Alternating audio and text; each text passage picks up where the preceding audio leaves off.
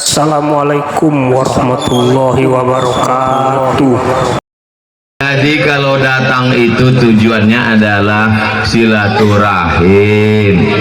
Mamin muslimah ini ada dua orang muslim yaltaqiyani berjumpa wa yatasafahani berjabat tangan. Ustadz Wan Agus sama Ustadz Wilo, guru kami Ustadz Arifin. Kalau aku akikah anakku datanglah, kalau anakku bersunat datanglah, kalau anakku nikah datanglah, tapi kalau aku mati jangan kalian datang. Kenapa begitu? Karena tanganku tak bisa menghapus air mata.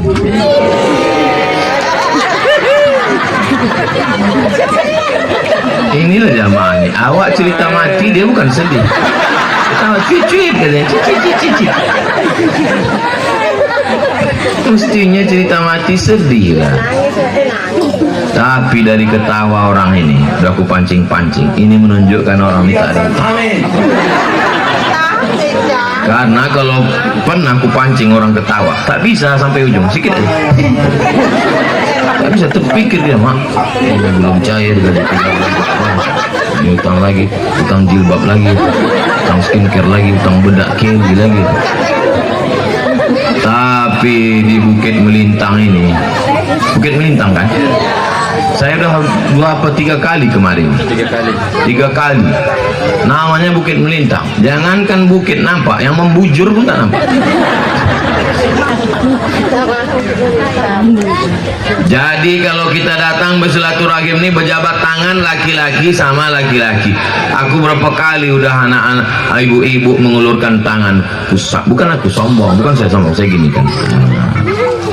Tidak boleh. Alah Ustaz Somad itu diginikannya karena ibu-ibu. Kalau anak gadis di mana? Fitnah itu. Itu kemarin ku tengok ada anak gadis, itu keponakan saya, anak adik saya. 2 keponakan saya perempuan. Satu namanya Natasha Khairun Nisa, satu lagi namanya Bella Nazira. Nah, itu memang saya ulurkan tangan, tapi lain daripada itu. Cuman kadang orang ini tak mengaji. Udah awak gini kan, didekatkan juga. Gitu.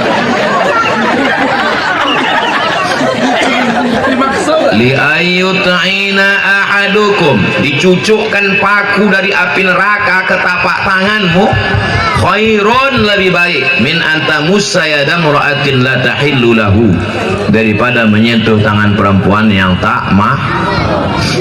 Tapi saya bersalaman dengan perempuan ini nggak ada nafsu Pak Ustaz, saya nggak ada syahwat Pak Ustaz. Lebih gawat lagi, berarti kau bersyahwat nengok laki-laki.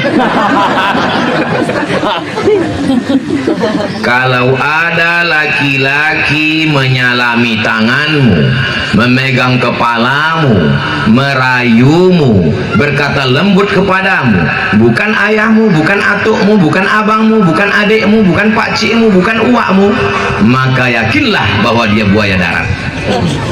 Dengar anak gadis. Udah macam abang aku, udah macam kakakku, udah macam pakcikku, udah macam, berawal dari macam, berakhir dengan macam-macam. Waspadalah. Kalau ada laki-laki yang say hello, laki-laki yang baik bukan laki-laki yang memberi bunga mawar, tapi yang berani membawa mahar. Ibu bapaknya juga sama. Datang laki-laki sore Ahad membawa motor, membawa mawar, dipersilakannya pula masuk. Buaya darat ya, silakan masuk. Nah, duduk kalian sini ya, duduk ya, minum teh ya, ini makan kue ya. Bapak sama ibu mau nonton ke belakang. Itu sama artinya kalian mengatakan berzina, kalian berzina. Untung saya tak punya anak perempuan, untung saya tak punya adik perempuan. Saya 2 laki-laki, 2, anak saya 2 laki-laki. Memang ditakdirkan Allah, kalau boleh ada perempuan macam-macam laki-laki, maulah aku pijakkan perutnya, keluar tai hijau. Siap kalian mengawal perempuan?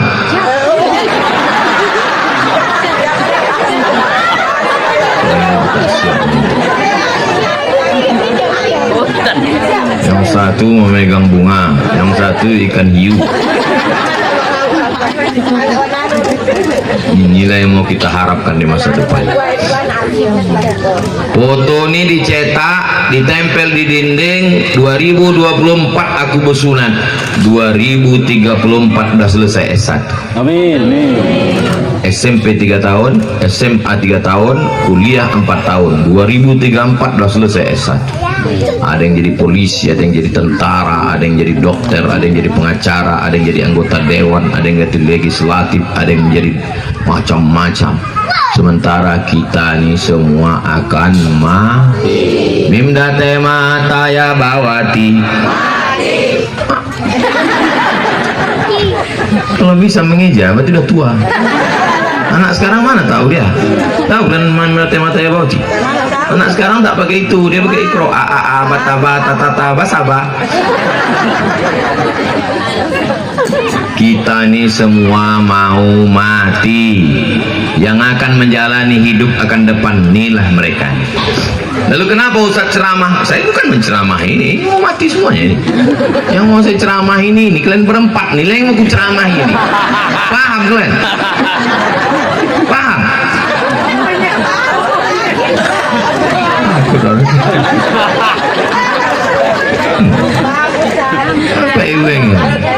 Apa yang dimuliakan Allah Subhanahu Wa Taala. Ustadz kalau dia cerita tentang mati, kita akan mati, kita akan mati. Maksudnya yang mati itu jamaah tuh.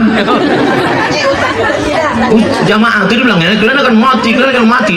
Padahal satu jarinya yang menunjuk jamaah. Yang empat itu kemana? Aku mati. Ustaz apa ingat Ustaz mati? Saya beli tanah di samping kubur emak saya 22 meter, ke belakang 60.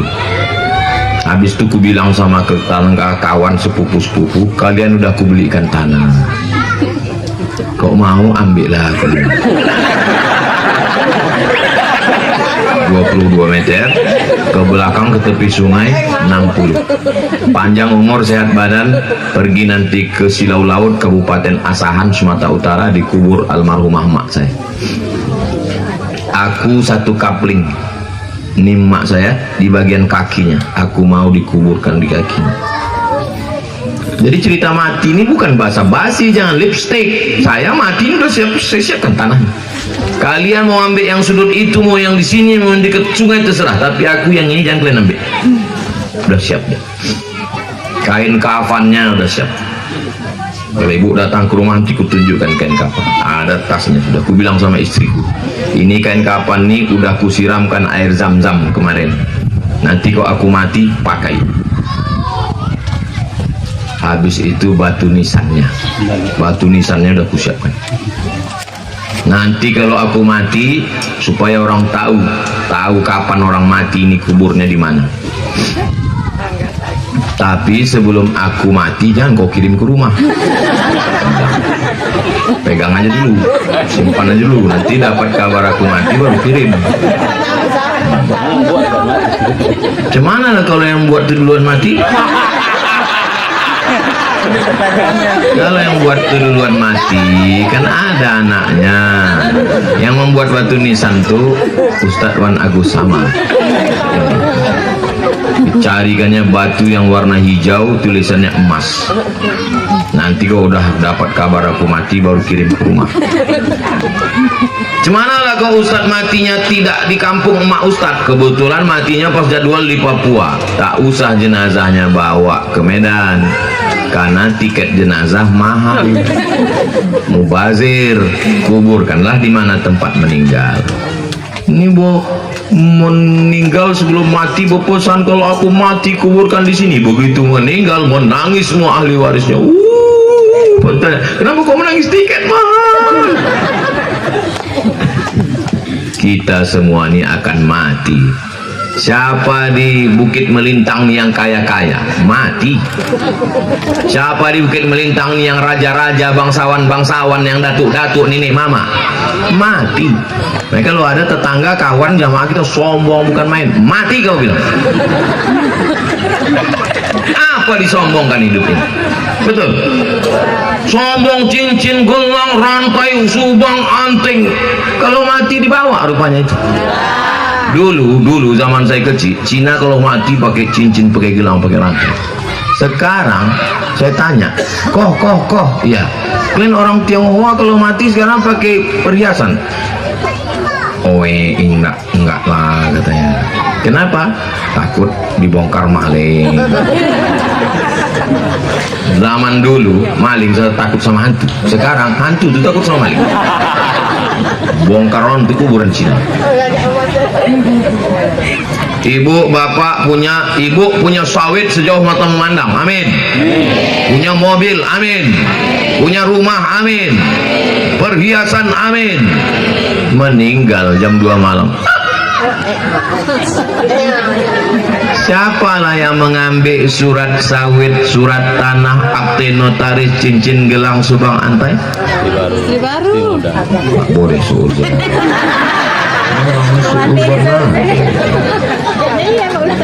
Mana mungkin orang ini mau kawin lagi? Malah muka-muka penakut semua.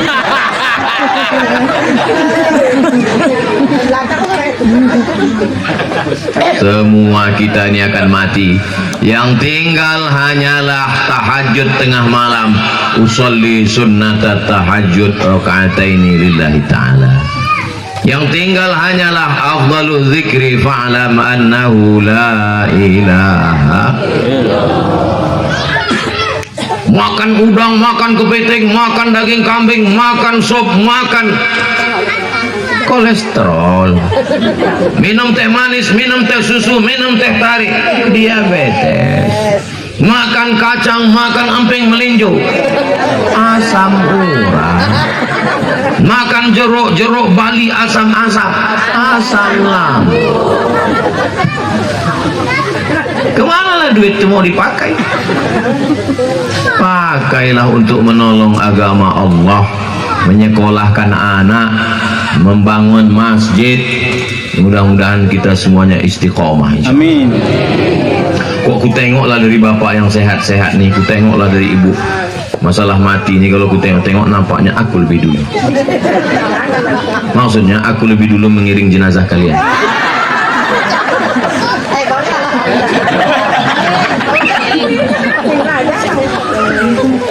Aku belum siap mati, Pak Ustaz. Jangan cerita mati, Pak Ustaz. Aku belum siap, Pak Ustaz. Rupanya malaikat maut itu kalau mau mencabut nyawa ditanyanya dulu, kau udah siap? Kau udah siap? Ah, belum. Aku kesana dulu ya. Itu bukan malaikat maut, itu bencong ya. Siap tak siap disentapkannya nyawamu. Habis ditariknya semua. A'udzu billahi minasyaitonir rajim. Qori acara haul suami gubernur Jawa Timur pas sedang mengaji meninggal. Ya Allah, husnul khotimah. Wali kota Bandung sedang khutbah meninggal. Ya Allah. Ustadz sedang sujud terakhir meninggal. Indah. Tapi ada orang tua diam-diam buat dosa, dapat duit, balas dendam karena muda kurang bahagia, dimakan pil obat kuat, meninggal di lokalisasi, masuk koran. Ngerasa dulu muda tak ada duit, sekarang udah tua duit banyak. Oh, pergi ke tempat maksiat diam-diam, dimakan obat itu, jantung tak kuat. Meletup. Kau 70 diisi minyak pesawat. Aku tak meletup barang. Ketawa pula orang yang macam paham aja. Apa kau ketawa kalian? Bapak Ibu yang dimuliakan Allah Subhanahu. Saya janji sama Ustaz Wan Agus Samahni satu kultum ini padahal kuliah 7 menit. Udah berapa? Coba tengok Ustaz, berapa menit udah? Mana Pak Wira tadi? Coba tengok berapa menit sudah Pak Wira? Cek dulu. Saya kalau minum kopi tak tidur-tidur. Asal saya minum kopi itu sampai jam 2 malam tak tidur. Maka saya tak minum kopi. Susu. Jam berapa menit dah? Udah setengah jam. Ah, cukup lah itu dah.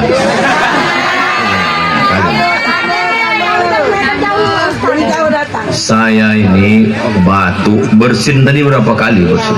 Ini tisu bersin. Tapi pas tausiah nih sehat saya. Kan kata dia macam ayam kena minyak lampu. Dia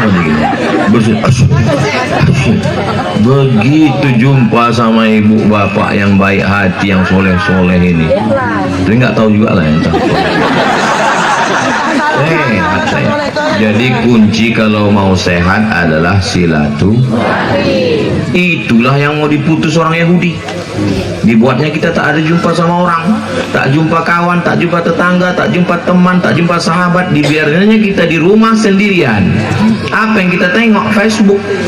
Menengok orang sedang posting rumah baru, menengok orang posting jalan-jalan ke Brastagi dan Otoba, menengok orang posting naik pesawat.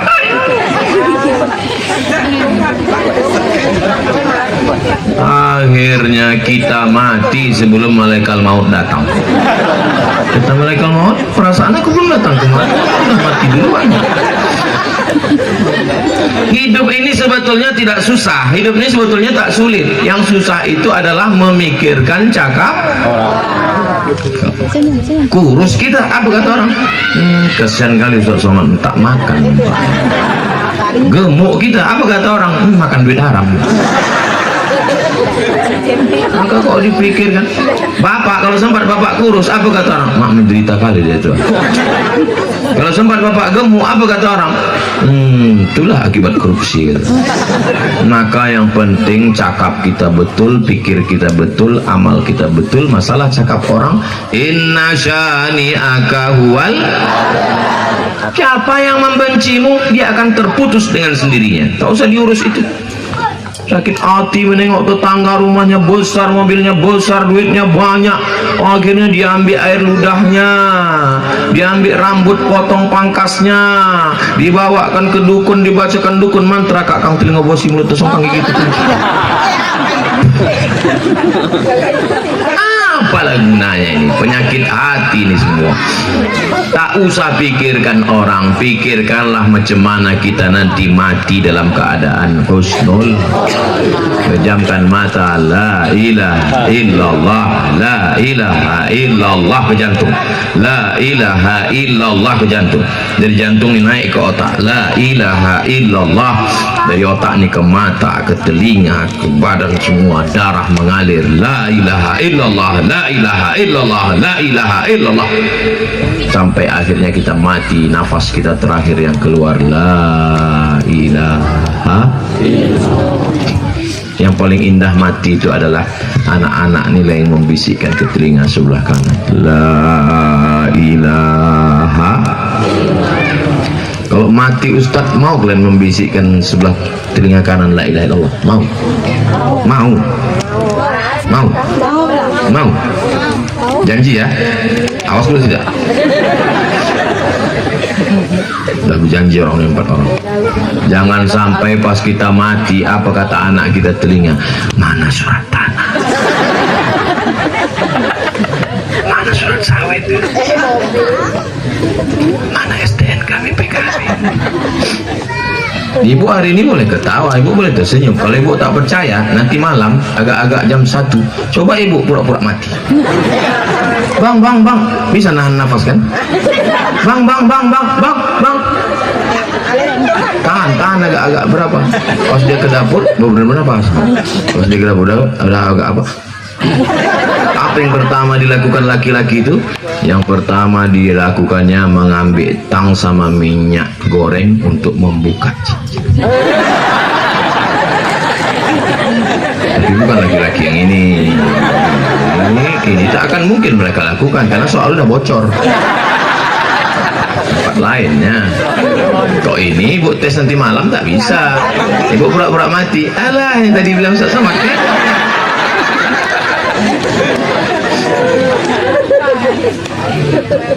Ustaz, aku menderita kali aku sama biniku nih Pak Ustaz. Setiap aku pergi dikasihnya kain sarung, setiap aku pergi dikasihnya baju koko, setiap aku pergi dikasihnya peci. Habis itu ditanyanya, abang pulang jam berapa? Abang udah sembahyang apa belum? Abang tidur di mana, di hotel mana, sama siapa? Kunci motor mana? Duit gaji mana? Itu bukan istri Pak, itu bidadari surga.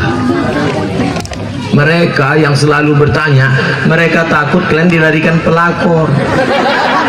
Betul Bu? Betul.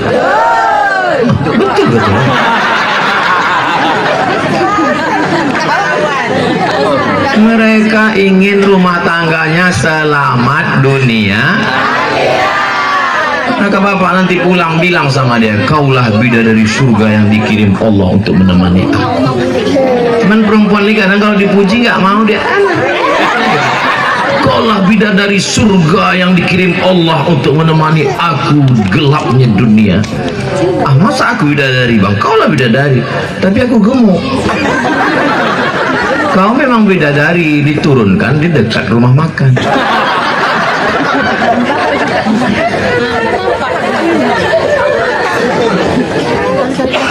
Pak Ustaz, lakiku ini Pak Ustaz, ada kawan ini Pak Ustaz, laki-laki takut kali sama bininya Pak Ustaz. Apa ditakutkannya? Mau pergi takut ditanya pulang jam berapa, jangan main kau mancing lama-lama, jangan sampai kau tak sembahyang. Itu takutnya karena Allah. Pak Ustaz, ya. Bagaimana kalau terlalu menderita kali di dunia ini saking takutnya sama bini sampai begini? Siapa suami yang terlalu menderita di dunia, nanti kalau dia mati dia tidak kena azab kubur. Pas mau diazab malaikat, kata malaikat satu lagi, yang ini tak usah kita azab karena udah azab kali kemarin.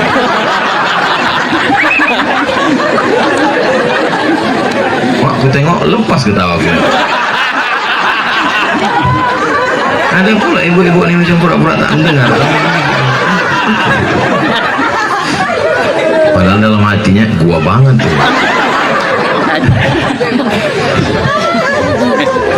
Apanya yang saya makan tadi? Mau ketawa aja pula.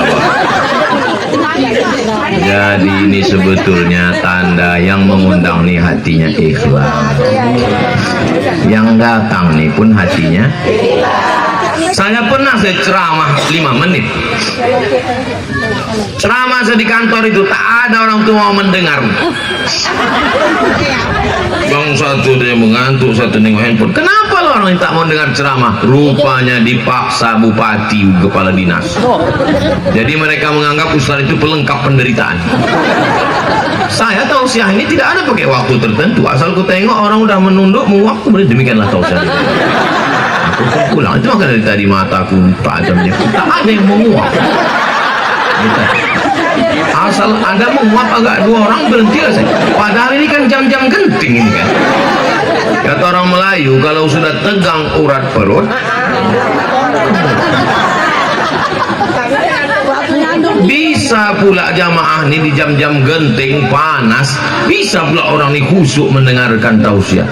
Ini menunjukkan hatinya, entahlah pokoknya.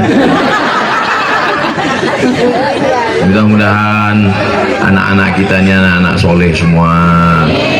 Ustadz Wan Agus Samah dan kita semua keluarganya sakinah mawaddah warahmah.